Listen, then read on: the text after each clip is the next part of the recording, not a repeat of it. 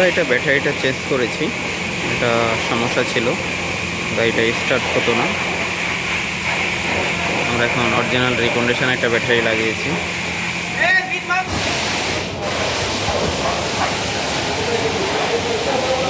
এটা পুরান ব্যাটারি, এটা আমরা চেঞ্জ করেছি। এই ব্যাটারিটা একেবারে বসে গেছে।